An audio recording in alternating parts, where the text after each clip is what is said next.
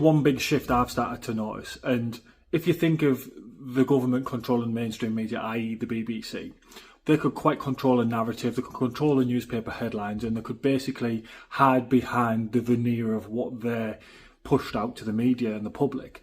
Now with the invention of social media, we're starting to see a lot more independent journalism, but also individuals reporting on stuff and commenting on stuff. And you know what is kind of seen? As the curtain has fell and as the mask has slipped from the likes of the government, big corporations, they haven't even cared. They don't care. They still try and spin it a bit because they know a certain amount of the population will listen to the media and they'll be a little bit brainwashed, but they're not even bothered. They just still march on. They get answered questions in Parliament because everybody knows what they're saying's a lie, and they just don't answer the questions. It's like, yeah, it doesn't matter what you think or what you say, we're still going to keep doing it. We're still going to pump money abroad. We're still going to do this and we're still going to do that. And we're not going to fight the gangs and stop immigration and stop spending money on foreign aid and all such as that. And digital IDs, we don't care what people think. It's all for the better of people. And then points are raised and people raise points online and in PM questions and all such as that. And they just march on regardless. They do not care. They don't care what we think. And the same with big corporations. They get called out and people do investigations and big long videos of all stats and all such as that. They just don't care. They just march on. They don't care about what the people think. They do a tiny little spin on it and they just carry on and march on. And it just goes to show that the government haven't got that veil of secrecy that they once had in the past.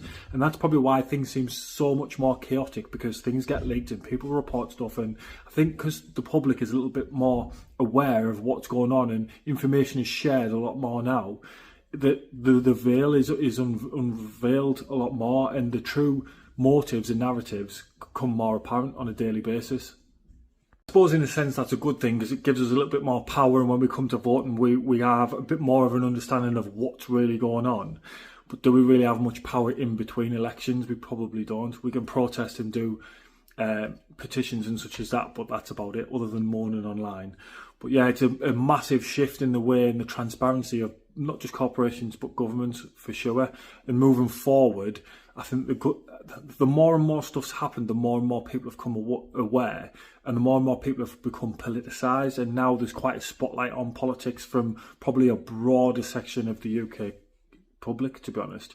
So moving forward, subsequent governments are going to have to be a little bit more honest, or at least you hope they will be, because the last 20 years have been an absolute show, to be honest. So moving forward, I think that is one thing that the people are expecting, is a bit more transparency and a bit more honesty. And you know what? You'd have a lot more respect for the Labour government and Keir Starmer if he was just a little bit more honest and he laid his cards out on the table, but can't help himself, can he?